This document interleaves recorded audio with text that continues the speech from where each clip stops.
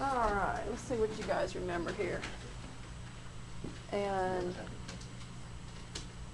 okay.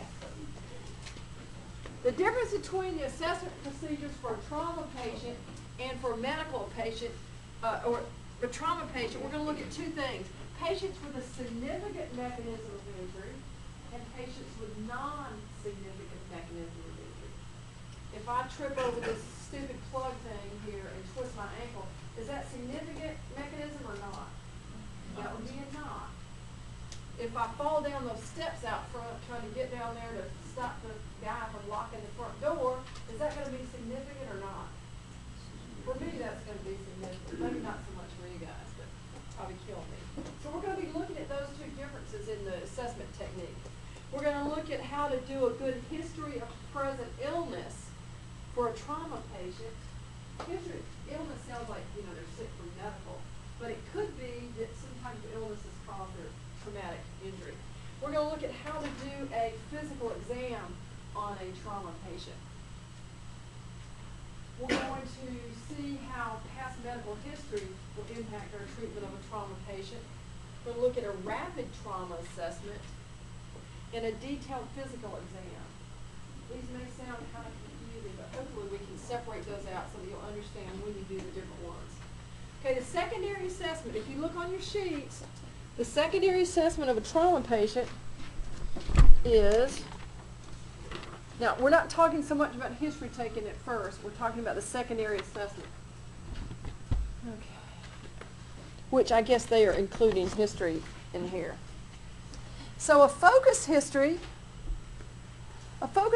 gathering and physical examination, we're going to do a focus history on a patient that has a non-significant injury.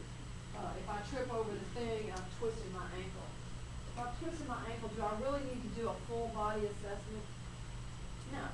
You can focus on that one isolated injury. That's what a focused assessment means. So if I've tripped over this, part of your focus assessment might be, number one, what made you trip over it? Why would I want to know that? Yeah, was I dizzy and I just tripped and knocked myself over? Or was the stupid thing sticking up like it usually does and I just trip over it? So you want to know the cause of that, and that really is part of your focused history gathering. What else would you want to know if I tripped over this thing and fell down? What would you want to know about me? You're trying to, of course, assess my ankle, but yeah, did I hit my head here as I went down? Yeah, the other things about a fall, what type of surface you landed on, what body part hit. I would probably want to know also, did I pass out? When I hit, was I unconscious at all? No. That kind of tells you that it's not too challenging. And then you do your physical exam. So for a focus history with a minor injury, what body part would you examine? Yeah, the part that's injured. Yeah, if I twisted my ankle, do you need to do like a full head assessment? Probably not if I didn't hit my head. So we're starting off looking at a patient with no significant, what's MOI stand for? Mechanism of injury. So tripping over this thing is a non-significant mechanism of injury. And remember, I think, was it in here last week? We talked about significant mechanism of injury. Did we talk about that? Like motorcycle wrecks? No? Okay, y'all looking real responsive here. Okay, so if you've got a non-significant mechanism of injury, and you would assess that as you do your initial assessment of your patient, and you start asking them in that history gathering, tell me what happened. Say they're standing by a 15-foot ladder, and they're at the bottom of it, and they're holding their leg. Do I know automatically if this is significant or non-significant? How will I know? Just by looking at him? Anybody awake out there? Yeah, I'm going to ask him, what happened here?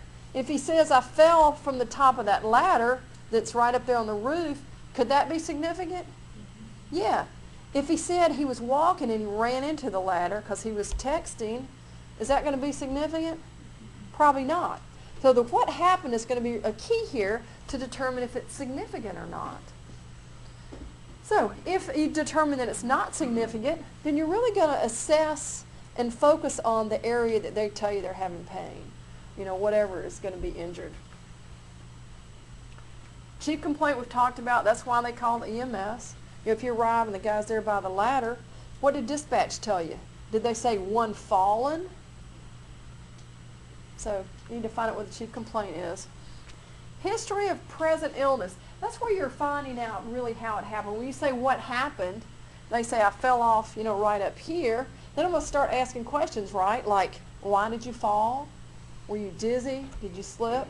That kind of thing. That's going to be history of present illness. That's going to tell me how the injury occurred. If it's a car accident and it looks relatively minor, was it twisted and spun around a couple of times before it came to rest in a ditch and there's no real damage there? So how did the injury occur? If they stepped on their brake and, that toolbox from the back came flying forward and knocked their head off, how did the injury occur? What hurt you?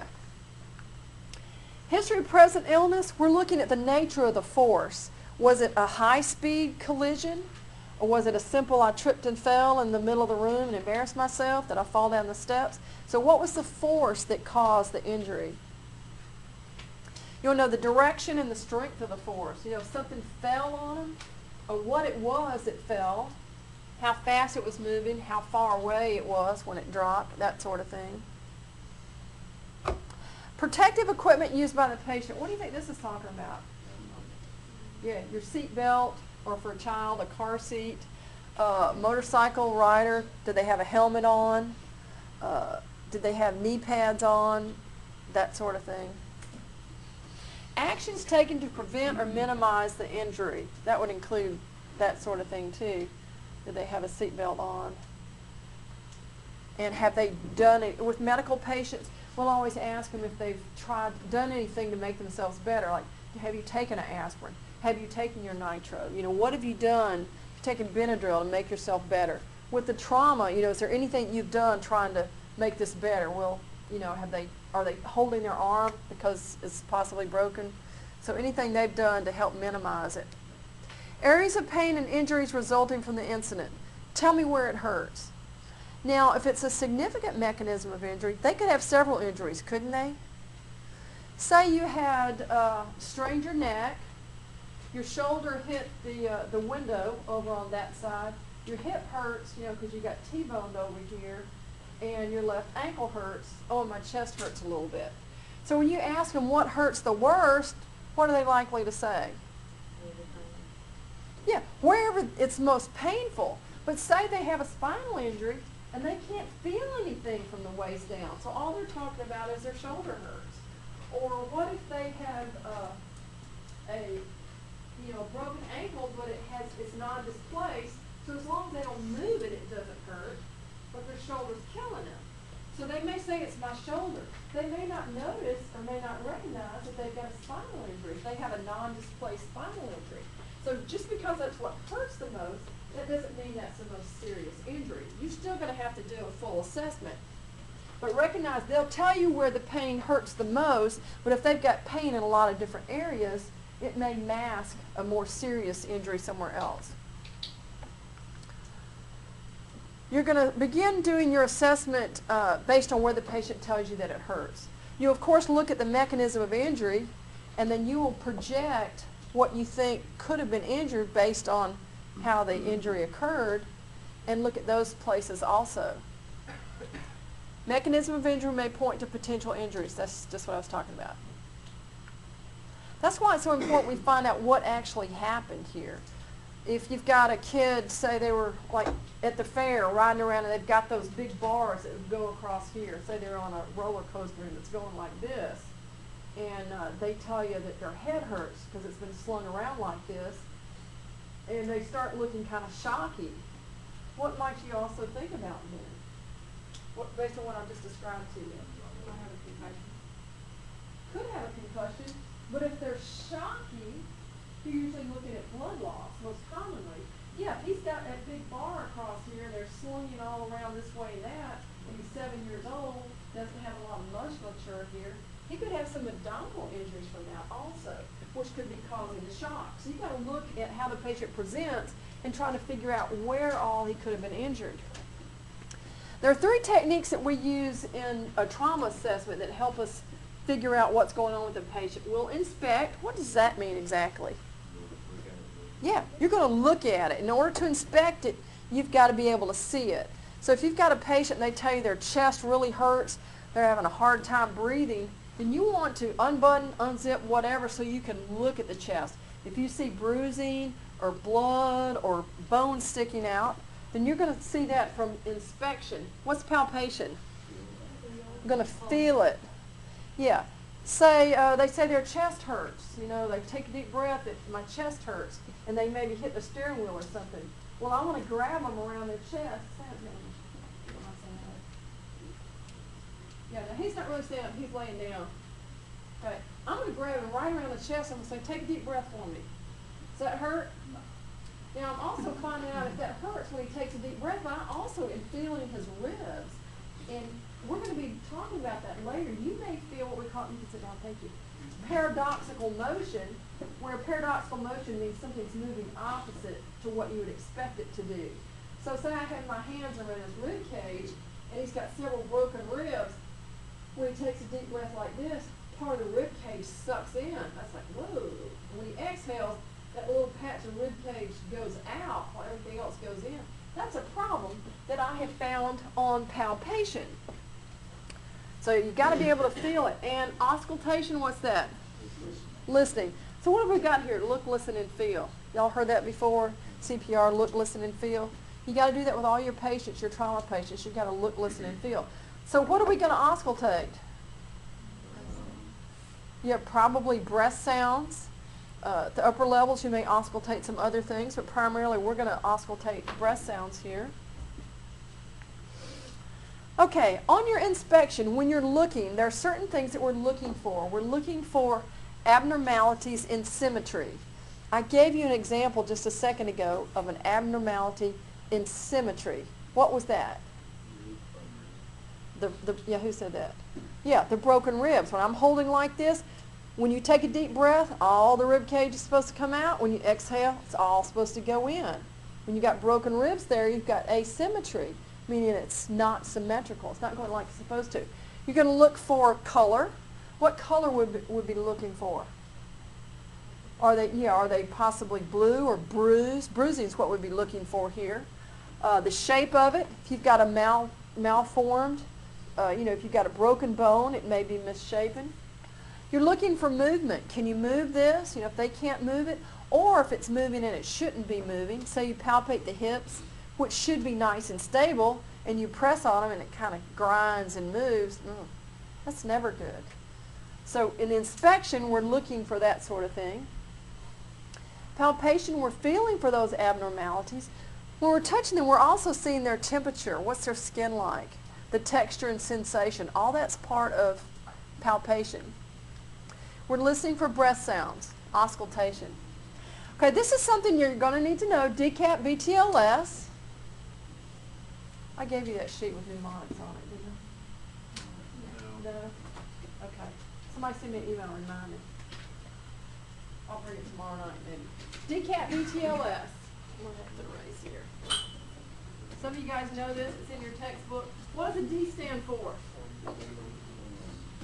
Ta-da! Deformities. Here we're mainly talking about bone deformities. If you've got a patient with a broken bone and it's displaced, you're going to recognize it as a deformity. So when we're doing our physical assessment, our look, listen, and feel, we're looking for deformities.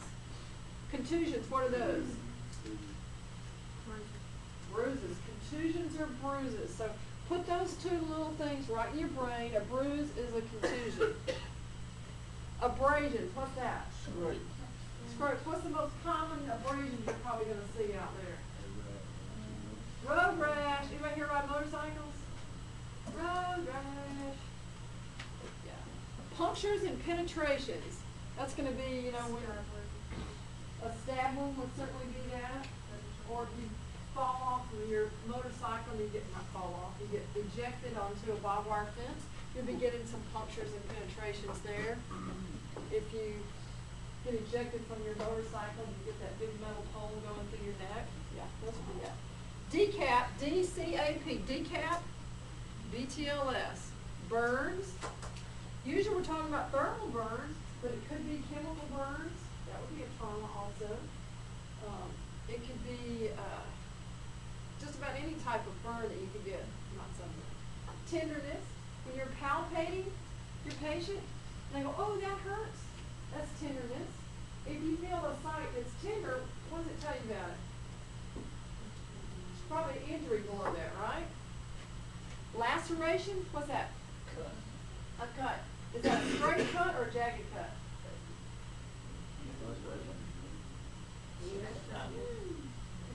What do you think? Who all thinks that a laceration is a jagged cut? Nobody? Who thinks it's a straight cut? Couple of you? Who thinks it's either? Okay, either gets that one. Yeah, it could be a straight cut, like a surgical cut would be a laceration, or it could be a jagged cut. Probably the most common one you'll see is a chevron. Somebody puts a bit on it. But swelling, do you palpate an area that's swollen? DCAP, BTLS. Ta-da! These are all the things that you're looking for when you're palpating your patient.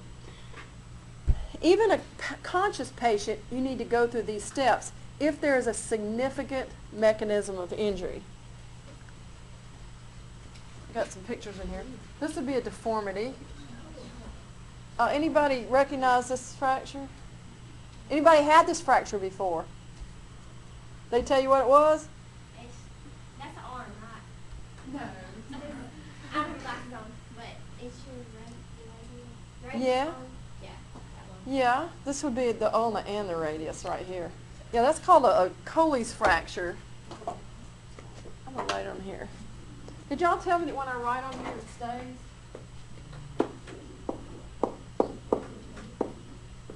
It doesn't stay on that. It does, it goes away? It's supposed to stay on there. Colles fracture. Anyway, those are kind of fun. What was that? Is the wrist like detached? Is that what it looks like? No, both of your arm bones in here are broken straight through. This happens commonly like skateboarders. They're skating and they see they're going to fall and they go like this. So it's not a direct, it's an indirect force that breaks it up here. And so there's no bone. It goes down like that. No bone connecting the wrist. So yeah, it's pretty freaky looking. So you had one of those, Emily? Yes, ma'am. How'd you do it? I was tumbling on the practice field. Okay. You weren't skateboarding though, huh? Okay. Oftentimes you will see these are bilateral where they've gone down like this and they're broken. Tim was bike riding up in the mountains with some guy. He actually was an OBGYN and he came off his bike and went straight down like this and got Colles fractures in both of his wrists. He was out of practice for a while. Contusions. It's a nice bruise here. Abrasions. Punctures. Now, what do you think this is? Yeah, that would be a gunshot. Do you think that's the entrance wound or the exit wound? The entrance wound because, yeah, it's nice and round and has a shape to it. Yeah. Yeah. That's probably what that is. A burn there on the left. Lacerations. Do you think these are self-inflicted? Very Huh? you have to be very sad. Yeah. It could be a dog bite or something. Here? Yeah. Tiger bite. Yeah, that's pretty weird. Swelling. Oh, got a boo-boo. Yeah. You remember when you were a kid, they used to say if it swells out, you're okay. If it swells in, not so good. That's partially true. Okay, traumatic injuries. We will be talking more as we move through the semester in the next couple of weeks about traumatic brain injuries. Causes of traumatic brain injuries. Falls are 28%, motor vehicle accidents 20%, and then sporting events 19%. So there's a lot of potential out there for traumatic brain injuries. So talk about that later. Kind of interesting. Okay, let's look at continue on with no significant mechanism of injury. If there's nothing but a twisted ankle, nothing but, oh, my elbow hurts, you know, whatever, I ran it into the door, some isolated injury, that's what no significant mechanism of injury is an isolated injury that you haven't had enough energy transfer to really cause a significant life-threatening injury. So in that case, you're going to move right to, you've done your assessment, you're going to get your baseline vital signs. And we talked about baseline vital signs, right? They're important in a trauma, specifically because why? Yeah, you want to monitor them, but with a traumatic injury, there's a good chance they could have some internal bleeding or blood loss, and by watching their vital signs, you can see if they're possibly losing some blood. Here you're also going to get their past medical history. You know, if you've got somebody that, you know, fell and, you know, hit their hip and it's bruised, but you don't think it's broken, it's just an isolated injury, but they tell you that they're taking blood thinners, does that concern you? Possibly. You may be concerned about internal bleeding. What if they tell you they've broken their hip 5 times before, or they have an artificial hip and it keeps popping out? Is that good to know when you got somebody with a hip injury? Sure. So you want to get past medical history. When you're getting the past medical history, does this mean, when did you have your tonsils out? No. This is significant or important to the particular injury that you're assessing them for. Not anything out there, just pertinent. Okay, with your baseline vital signs, we talked about this before, signs and symptoms. A sign is something you can see. A symptom is something your patient tells you. So I can check your vital signs. That's something I can independently confirm. Whereas a symptom is my head hurts, my stomach hurts. It's something that I can't independently verify. So with your signs, those are going to be objective. Vital signs are objective. If you note that their skin is sweaty, that they're cyanotic, that they're vomiting, they're bleeding, all those are objective. The subjective is when your patient tells you what it feels like. Oh, this hurts. Oh, that hurts. I have chest pain. I'm dizzy. Nausea turns into what? Objective sometimes too, right? Have we talked about the sample history? We're doing it now. Sample history, this is another mnemonic. Sample doesn't mean you just like test your patient. Sample history, S stands for signs and symptoms. This is when you're starting out getting your patient's history. You're going to check your signs. That's going to be your vital signs. It's going to be their skin. You know, it's going to be the things that you can see. You know, if there's blood somewhere, if they're cyanotic, those are going to be the signs that you're seeing. And the symptoms will be what? What your patient tells you. That's right. So you might keep those separated when you document them. I always document all of my signs, results of my objective assessment, and then the results of my subjective, what your patient tells you. So sample history always starts out with signs and symptoms in your history gathering. And that's what we're doing, past medical history and history of current illness. A is for allergies. Now, I don't care if you're allergic to milk, unless you have a terrible gastrointestinal reason that you called us. Otherwise, I don't care about that. Mainly with allergies, what are we looking for? Drug allergies. Allergies to medications, over-the-counter things. More likely than not, an allergic reaction is going to come from a drug and not necessarily street drugs. Usually it's a new prescription that somebody's gotten that they've never taken before. Medications. What medications do you take? Now, there are several categories of what medications do you take. There are the medications that the patient has had prescribed for them, of which case they probably have a huge boot shoebox in their bathroom that's filled with all the medications any doctor's ever prescribed for them for the last, 40 or 50 years. I know that because Tim Curry has some of those. Anyway, he doesn't have a shoebox full. But so they're going to have all those that have ever been prescribed for them, in which case they may also what? Take now, even though they've been sitting in there for 15 years. There are the medications that they're currently prescribed that they're taking now currently, right? And then there are the ones that nobody knows that they're taking. They haven't been prescribed, but it could be street drugs, it could be over-the-counter medications, anything you can think of that they think is going to help them. So medications, you need all of that. You need to know what they're taking right now, but are you taking things that were prescribed, 10 years ago or 5 years ago for something else? So you want to get a lot of medication history. And you're not going to recognize all those medications. I mean, I've had patients give me a list of things. I'm just going, I wonder what that is. If you ever get a medication, if a patient gives you a medication, don't be afraid to ask them what you take that for. I mean, I've done that. I mean, there are plenty of medications you won't know what they are, and just say, "What do you take this for?" "Oh, that's my heart med." Oh yeah, that's right, I remember. You know, write that down. But ask them if you don't know. You want to get their pertinent past history. If they've got chest pain, the fact that they've had bypass surgery, that's pertinent past history. If they had their tonsils out and you're seeing them for chest pain, then I don't care about that. So it's pertinent past medical history. L is last oral intake. That means the last time you ate or drank anything. Why is that important? Because why? Yep. Yeah. Are you going to do the bad thing on me before we get to the hospital? What are you going to throw up? And also, there's a good chance with your bad trauma patients that they're going to be going to surgery. They like to know what they've got on their stomach.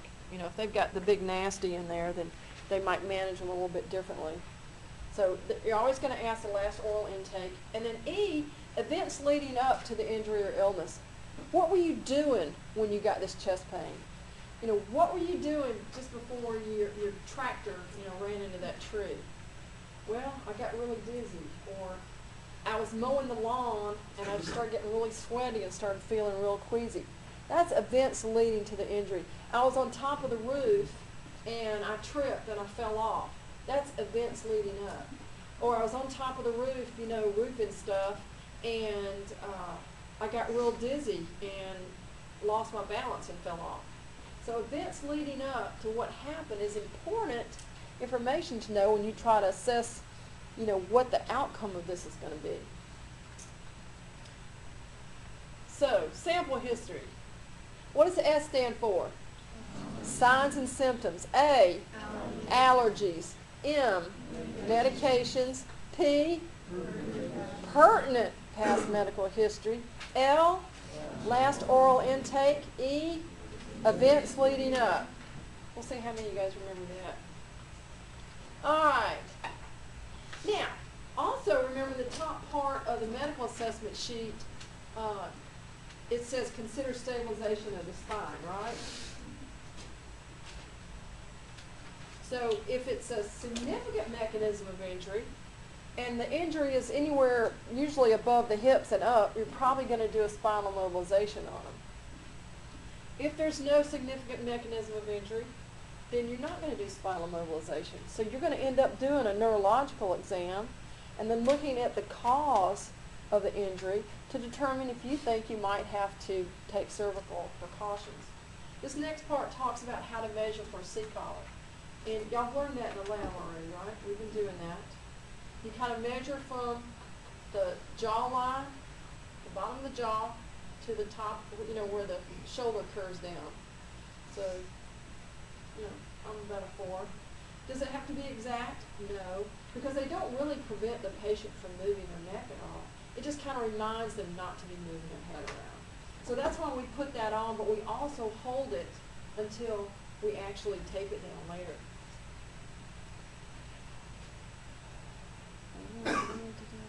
Make sure you tell the patient what you're going to do before you like go up and you grab them around the neck, because they may not know what you're doing. Another thing you want to consider too before you take spinal mobilization, say you're sitting in the car. Here's Colin sitting in the car on the passenger side. This is the passenger side. Yeah, we're in America. I'm going to come over, and I don't want him to turn his head watching me like normally that occurs. So I'm probably going to make eye contact and say, "Sir, I want to help you not to move your neck, and I'm going to hold your head." And say, "Don't turn around and look at me." So I'm going to move behind you. I want you to keep looking straight. So it's going to be different ways you manage that, but you don't want them like going like this when you're coming around behind them. If you do come up from the back, which is not a bad idea, come up and say, "Sir, I'm going to grab your neck. Don't turn around." Or, "Don't turn around. I'm going to place my hands on your neck." So let them know what you're doing. If they've got a bunch of jewelry and stuff down here, you might want to, once you're holding their head, see if you can get that stuff off, because it's going to hurt when you put that collar on. Is it required? No. Is it nice to do? Yeah. There are two ways you can place this, and I noticed the other night, because some of you were kind of struggling with it, you were sliding it in the back and then bringing it around to the front. My preference, and it's not the required way, neither of these is the required way, is to hold the neck first with a C-collar and then slide it back around, because that's going to prevent movement here as you wrap that around. Whereas if you're trying to slide that under, it's real tempting to move the head all around so you can slide that under. But if you've secured it in the front and you're holding it with the chin place, you can slide that around the back. So whatever works best for you.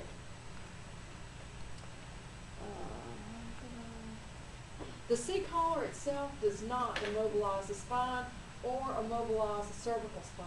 All it does is it's just a reminder. You still have to hold it still until you tape it down. And then taping it down means you're on the long spine board. Let me back up. If your patient has a significant mechanism of injury, now we really have to do a rapid trauma assessment. We're going to have to palpate their whole body, trying to determine where all they're injured. So if it's just a no significant mechanism of injury, what are we going to focus on? Just that little injured area. If they've had a major trauma, I fell off the roof out here and landed in the grass. Do you know what my injuries are? What's your expectation? Lots of injuries or not too many? Lots of injuries. So the only way you're going to find those is going to be look, listen, and feel. Palpate, auscultate. What's the other one? Inspect. Good work. If you've got a major significant mechanism of injury, you may want to consider calling ALS, depending on how your patient's doing. So with a significant mechanism of injury, we're doing a complete head-to-toe rapid trauma exam instead of a focused exam. You will get tests, you will get questions on National Registry where they're going to present some guy that's injured and they're going to ask you, rapid trauma assessment or focused assessment? Well, there's going to be other answers there too. But you're going to have to determine based on history, you know, what the patient says, the scenario they give you, is this a focused assessment or are you doing a rapid trauma assessment, a full assessment? All right? Rapid trauma assessment, you do that very quickly. You should do that under 30 seconds. I think we're going to probably show you that in the lab tomorrow night. You do that very quickly. That's why they call it rapid trauma assessment. When we're going through our complete secondary assessment, you're going to go back through and you're going to slowly palpate everything. But during your rapid trauma assessment, your goal is to find anything else that could kill your patient. Anything besides, you know, those ABCs, which you've managed at the front. This would be when you start palpating the legs and you find out, you know, the guy was skydiving and he missed his landing and he landed on both legs like this, broke both ankles, and had 2 displaced femur fractures. That can kill somebody. But you might not find that in your ABCs because it really doesn't speak to airway, breathing, or circulation. Really, kind of circulation because he's going to bleed to death on you, but without any external bleeding. So you would find that very quickly in your rapid trauma assessment. You will perform ABCs and your rapid trauma assessment and spinal mobilization on scene, regardless of how bad your patient is. It's going to be ABC, spinal mobilization, rapid trauma assessment. Those may switch a little bit. Probably rapid trauma assessment before spinal mobilization. All those will be done on scene. This is important because you're going to get questions like that too. Who are you going to transport first, you know? What are you going to do on scene? What are you going to do en route? And students, very frequently they'll say, well, I'm going to splint this leg on scene. It's badly broken, you know, the bone's sticking out. Well, if he's got a bunch of injuries, we're not doing that on scene. We don't have time for it. We're going to secure ABCs, we'll get en route, then we'll splint your leg, or then we'll do whatever. So make sure you recognize those differences. The rapid trauma assessment, any other injuries besides what you find on your ABCs, all your care is provided en route will be based on your rapid trauma assessment because you've already managed ABC, right? So here we're just learning what else is going to kill our patient, so we're ready to jump on it as soon as we get en route. Okay, a rapid trauma assessment. I need a body up here. We're going to start at the head, and very systematically, we're going to palpate the whole body. Now, I say systematically because I want you, each one of you, to get in the habit of doing your trauma assessment the exact same way every single time. And there's a couple ways you can do it. Jeremy, why don't you come up here and let me do my body here. I'll let you stand up. Let the lay down. So when you're doing your rapid trauma assessment, you're rapidly doing everything. You're going to start at the head, right up here.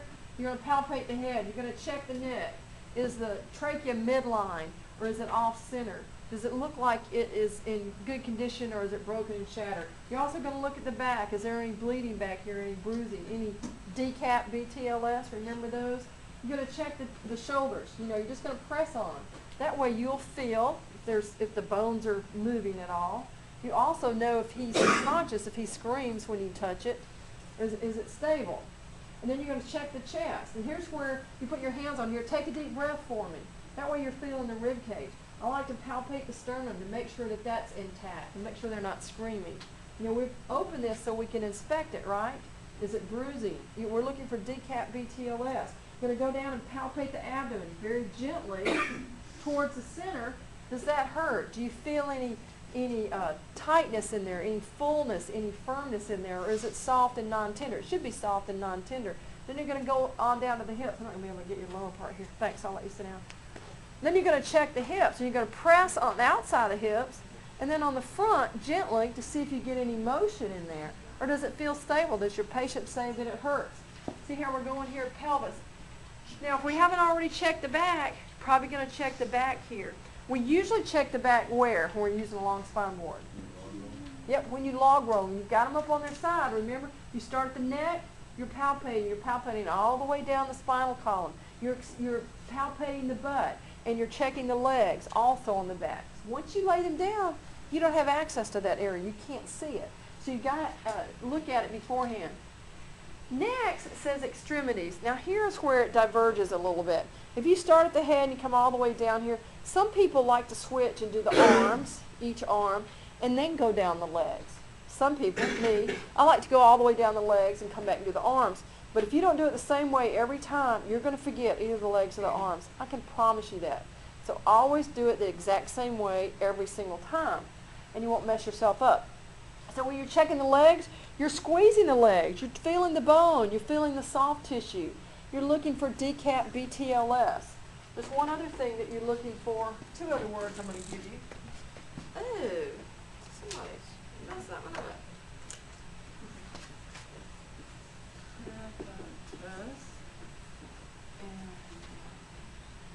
What's crepitus? That's the sound of bone ends grinding together. So when you're palpating the legs or the arms, when you do that, you may hear bone ends kind of go, it's like crunching together. That's crepitus. Yeah, that's all I'm going to give you right now. Well, no. So know that word.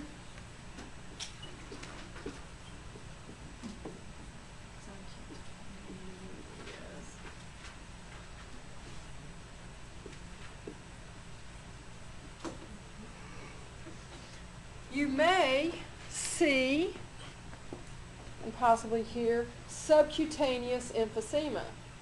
What's that? Sounds like it, doesn't it? With subcutaneous, where's subcutaneous? Where's that area? Underneath the top layers of the skin. It's not like way down deep. It's in the top layers of the skin here, subcutaneous. So subcutaneous emphysema means there's air between the layers of the skin. Now I'm touching here. That's not where you find it. You find it usually up in this area around the scapula is the main one. Up through here. You may see it in here. What's happened there is the airway has been compromised.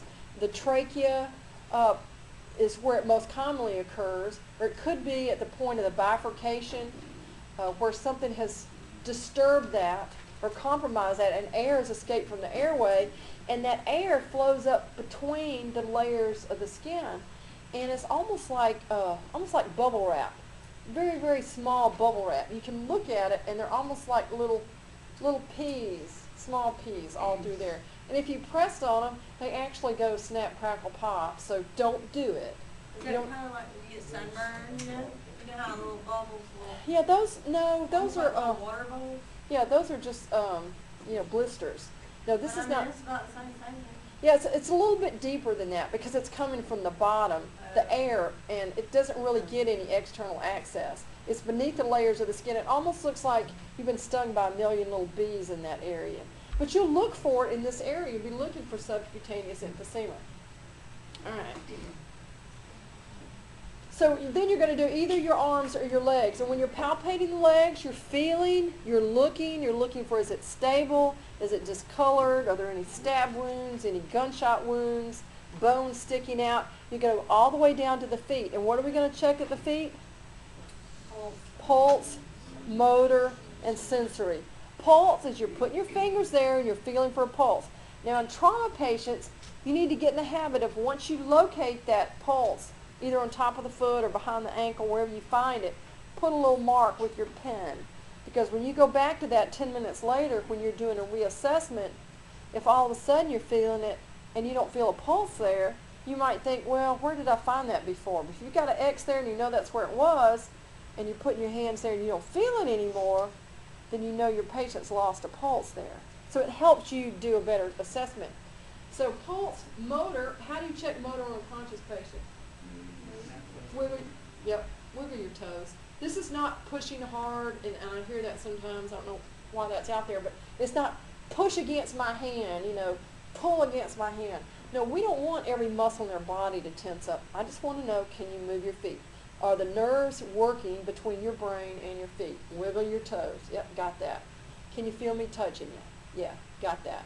That's it. Pulse, motor, and sensory. Then after you've done the feet, you're going to do the same thing with the hands and the arms. You'll palpate. You're feeling for decap BTLS, right? Are you feeling for subcutaneous emphysema here? No, there should not be any air through here, please. Would we be feeling for crepitus here? Sure, easily. And then here, pulse, motor, can you feel me? Sensory, easy. But you can do that complete assessment, your rapid trauma assessment, in about 30 to 45 seconds. So we'll get really good at it. General principles, in all areas, look for decap BTLS or anything else that's abnormal. Like crepitus and subcutaneous emphysema are not included in here, but those are things you're looking for. Talk to your patient. If they're conscious, even if they're not conscious, you might talk to them anyway. Let them know what you're doing, because it can be really scary when somebody's like touching all parts of your body. So tell them what you're doing. Always expose the area before you examine it. Remember, we got to visualize it. We got to see it. That's inspection. That doesn't mean start ripping the clothes off everybody that you see. But if you suspect a significant mechanism of injury where you don't know where the injury is, if you're doing a rapid trauma assessment, you might need to pull that shirt up, or do some cutting with that. After you do that, you got to cover them back. Because one thing, remember we talked, class, you got to worry about shock with these patients. If they've got a traumatic injury, they've got some blood loss, they're going to have trouble warming themselves. Assume a spinal injury until proven otherwise. Unless you're pretty sure that there's no mechanism of injury there, you'd rather err on the side of precaution. Stop or alter your assessment process to provide care. If you get down here and you're palpating and you go, oh my gosh, his rib has punctured the side of his chest and he's got a big hole in his chest. It may not have been that when you were doing your ABCs, and now you're doing your rapid trauma assessment, or say now you detect there's a gunshot wound. He's got a big hole in the side of his chest. You got to stop right then and provide care, because why? Yeah, it's a life threat. He may bleed out, but he's probably going to have trouble breathing there. So you're going to have to do something about that right away. And we'll talk about what you do. But at any time you find a life-threatening injury, you need to take care of it right then before you move on. When you're doing the head and neck area, you're also looking for cerebral spinal fluid. If that's leaking from the nose or the ears, that's an important finding. Now, there's going to be plenty of things that you will find about your patient that you're not going to be able to treat. If he's got cerebral spinal fluid leaking from his nose, is that something you can do anything about? No. Is it something you want to make sure you document and pass that on to the next people? You bet, because that's never a good thing. If you check their pupils and you see that they're unequal, yeah, that's important. You want to document that. Is that something you can do anything about? Probably not. But it's important that you look for it. Jugular vein distension. We've got jugular veins here next to our carotid arteries. They are in tandem here. And if you notice that they are distended, that's a bad sign. If blood can't return to the heart and it's backing up, then that tells you something's going on in the chest. We'll talk about that link later. But those are things that you're looking for when you're checking the head and neck. So if you don't think to look for it and then document that you didn't find it, then you've made an error in your treatment and documentation. Ms. Curry, if Uh-huh. you see cerebral spinal fluid coming out of the ear and you're trying to do like a nasal thing, Yeah. it's probably not good to do that. Absolutely not. Yeah. Just leave it out. Anytime you suspect a head injury, you don't want to do a NPA. Just go with the OPA. You just don't want to take that chance. What if they're thrown up? I mean, they got bad gag reflex, they're thrown up all over you. It doesn't matter. I'm not putting a nose. Stick it in there anywhere? No, no. If you suspect a head injury, no, they're not going to get. If they're vomiting, then no, they're not getting an oral airway. But with a head injury, you're not going to risk the nasal. Huh? Yeah, you're there with your suction ready to go. Exactly right. I've got a halo test on here. Is that in your book? Any person in here that read your test book? The halo test is something that we'll do if you suspect cerebral spinal fluid, and you may recognize that because instead of being real red, blood red, it may be blended with cerebral spinal fluid, which is going to thin it down and lighten the color. But if you take like a piece of tissue or paper towel and you dip that in that, you'll notice that it forms like a halo. Cerebral spinal fluid is thinner than blood, so the blood products will stay tight, but the cerebral spinal fluid will form a lighter ring around the outside. So that will tell you that you've got, it may tell you that it's got cerebral spinal fluid in there. So that's what the halo test is.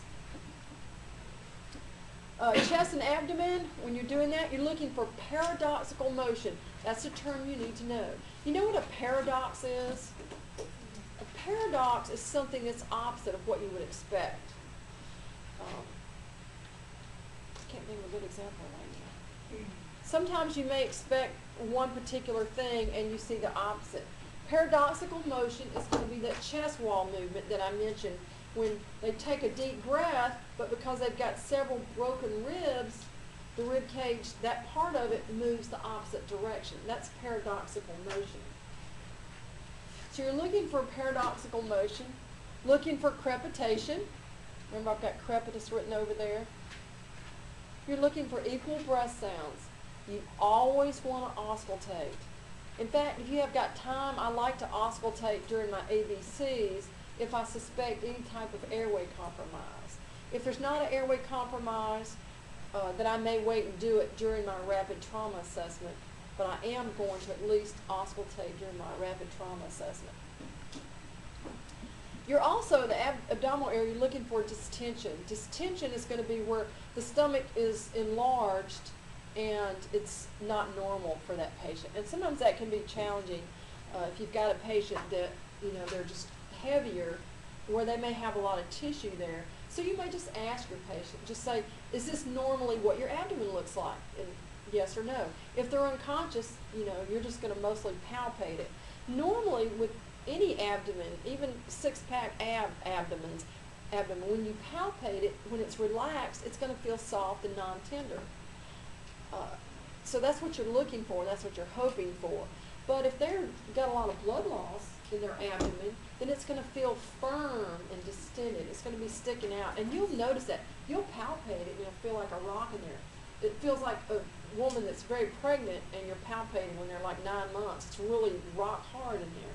And that's what it'll feel like if it's full of blood. What else we got? Also looking for subcutaneous emphysema, as I told you. Chest and abdomen. You're assessing the chest. Oh, for the abdomen, make sure you palpate all 4 quadrants. And if your patient says, you ask them where does it hurt, and they say it hurts right here, then when you're palpating the abdomen, your head's going to fall off. I see it coming. No, okay. So if they say it hurts right here, that's the last place you want to palpate. You want to start, palpate everywhere else, then come back to the painful area. Because if you can imagine, if I've told you it hurts here, and the first thing you do is mash my hurt spot, what am I not going to do? Yeah, I'm not letting you do any more. You're done. You just pressed on my hurt spot. So if you press on everything else, and then, just very gently press on the hurt spot, then you'll find out if there are more injuries there. Pelvis and extremities, of course you're looking for the DCAP BTLS. You're looking for priapism. Priapism indicates a spinal injury. A priapism is when a male patient has a hard penis and it's due to a spinal injury. And when you see that injury, it's scary because you know that patient's got a spinal injury. So if you detect that, and usually you don't have to jerk their britches off, but when you're assessing the pelvis, you just gently rub your hand across there, and if you feel that it's hard, then he's got a priapism from a spinal injury. You're also going to assess your distal circulation, your PMS on all 4 quadrants. What have we got here? Circulation. Checking the back, got to roll them on the side, check their back. What criteria would you use to decide whether to perform a focused exam or rapid trauma assessment? Mechanism of injury. Thank you. Anyone with a significant mechanism of injury will have a rapid trauma assessment. And we'll talk about some other things you'll look at that will help you decide if it's a big mechanism of injury. With kids, a lesser mechanism of injury may lead to significant damage. If they fell from 10 feet, they may be injured. If I fall from 10 feet, probably not. With kids, you need to go a little bit slower and explain what you're doing so you don't totally freak them out. Y'all want to take a short break? Yeah. I've got about 6:15. Y'all take 10 minutes or whenever else you get back. Is that okay? Yes, ma'am. All right.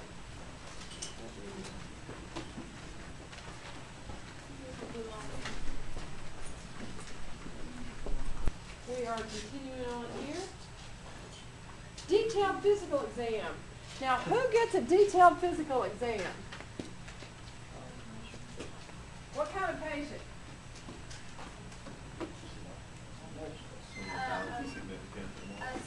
Yeah, this would be a patient that your detailed physical exam you're going to give to just about any patient provided you have time for it. These are, Emily, what? No, put that down. We started back, just put it down. Yeah, you can't text them and say, we started. They have to pay attention. Yeah, okay, I thought so. A detailed physical exam we're going to do on a patient en route to the hospital. When would we do a detailed physical exam on scene? Do what? If it's not a significant mechanism of injury. If it's not too bad, if they're stable, we can do a detailed physical exam there. Otherwise, we're going to do it en route to the hospital.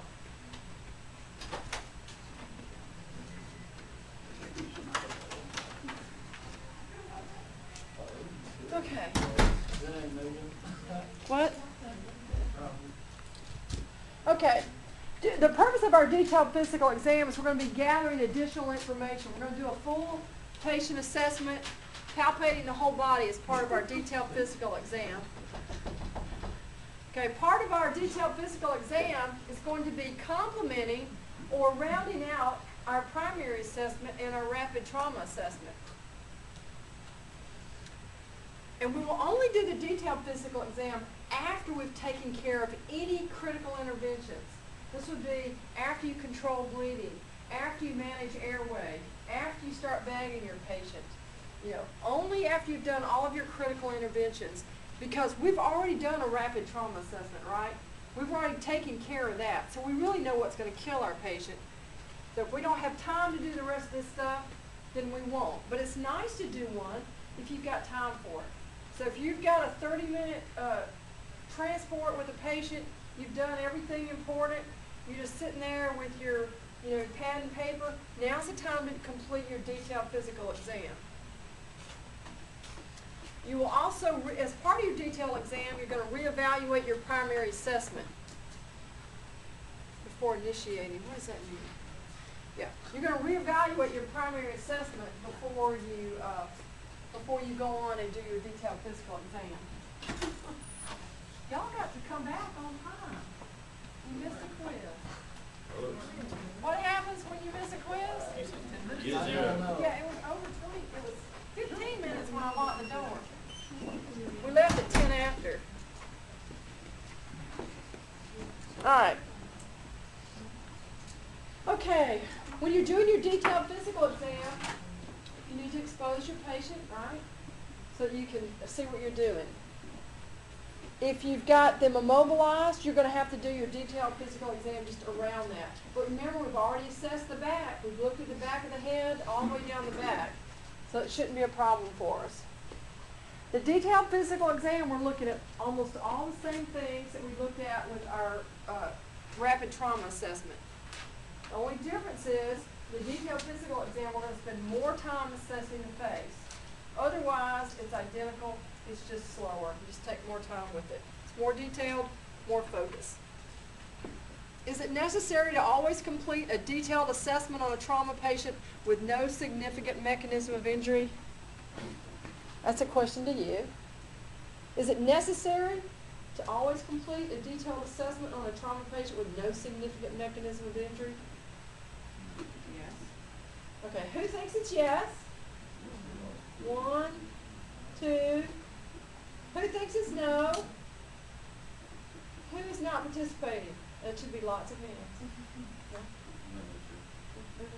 Okay, the answer is no. If you just got a twisted ankle, you don't have to like palpate their head, expose their chest, and do all this kind of stuff. If there's no significant mechanism of injury, then no. If you have the time for it, there's nothing wrong with doing it. Don't rip their clothes off. Don't be invasive. If you have the time, you may turn up something interesting. Okay, let's look at the two assessments.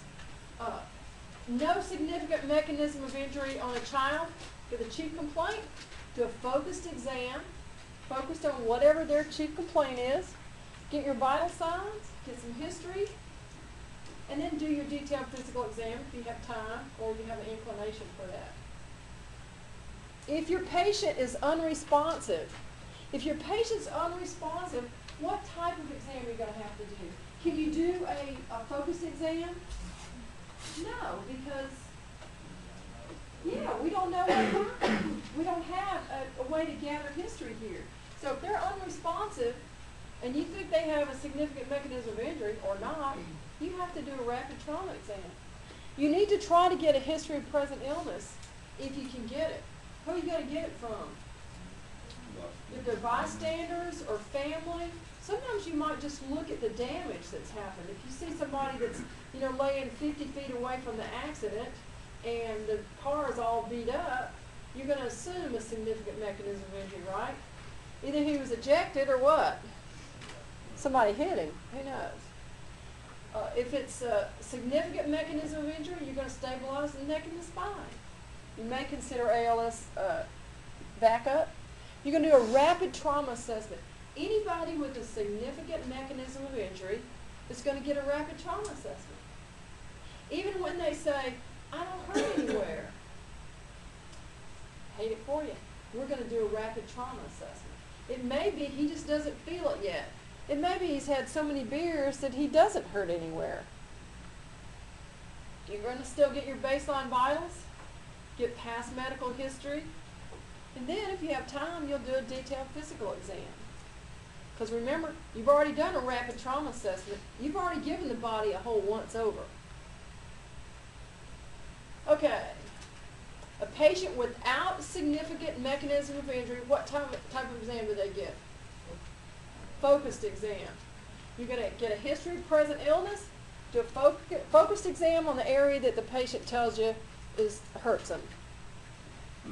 You might also focus on the area that you think might be causing them the problem based on the mechanism of injury.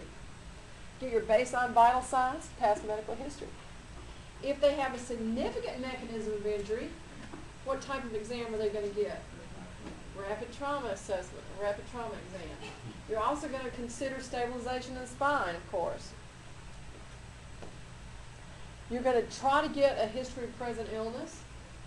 You may or may not be able to get something there, but you will perform a rapid trauma assessment or exam, whichever you prefer. Okay. Yeah.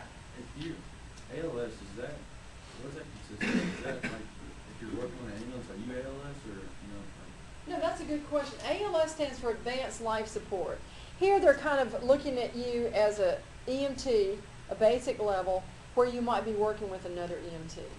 Like if you're with the fire department, you get a significant mechanism of injury, you guys are calling for ALS backup. You're calling the ambulance crew. Right. Yeah. And in every area, they're going to have different makeup of their ambulance crews. I know I worked in Mobile for a while, and they would have a BLS ambulance that just had 2 EMTs on it. They might have an ALS ambulance. It might have an advanced EMT, and then they'd have the ALS that might have would have paramedics on it. So other areas, not so much. I think here, all the ambulances have at least a paramedic on them, don't they? I don't think I think so, yeah. they use any, they're just EMT trucks. I'm not positive. Remember DCAT BTLS, you're going to be checking all of that during your rapid trauma assessment as well as your detailed assessment. After you assess the neck, go ahead and put your C-collar on. Unless you're doing a rapid trauma assessment, in that case I might do my full assessment first in the event I find something I need to manage right away. But if you got enough hands, as soon as you assess the neck, go ahead and put the C-collar on. But remember, assessing the neck includes palpating the back, looking at your gloves, is there any blood on there, palpating the head real well, looking down through here. All that will be done before you put the C-collar on. After completing your physical exam, then put them on a long spine board. Then get your baseline vital signs. Then get your history. Remember what I told you? Your ABCs, your rapid trauma assessment, then you package them, and then you get en route. Everything else you're going to do en route if you've got a significant mechanism of injury. After performing appropriate critical interventions and transport has begun, then you can do your detailed physical exam if you have time. So what occurs on scene? ABCs, your rapid trauma assessment, spinal mobilization. Everything else will be done en route for any significantly injured patient. If it's just a twisted ankle, you can do it all on scene. Detailed exam is the same as your rapid trauma assessment, but it's more thorough. You take it a little bit more slowly. One point. You may do your detailed physical exam on scene if you're waiting on transport. For instance, with the Auburn Fire Department, you guys may be on scene with somebody for 20 minutes. So you don't want to just do your ABC spinal mobilize and just wait. You'll go ahead and do your detailed exam. If you're waiting on the helicopter to land, you'll go ahead and do your ABCs, your rapid trauma assessment, your detailed exam, if you're waiting on the helicopter. Otherwise, you'll do it en route.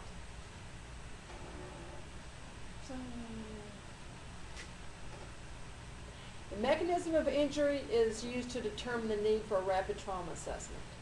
And next week we'll talk about some of those significant mechanisms of injury. We've kind of touched on them, but we'll look at them a little bit more in depth next week.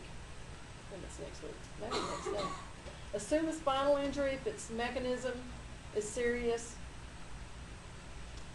How does a focused history and physical exam of a trauma patient with a significant mechanism of injury differ from those from a trauma patient with no significant mechanism of injury? 3 words. Rapid trauma assessment. Yeah. So you're assessing a patient who fell 3 stories. He's unresponsive and bleeding from the mouth. The driver of the ambulance is positioning the vehicle and bringing equipment to you.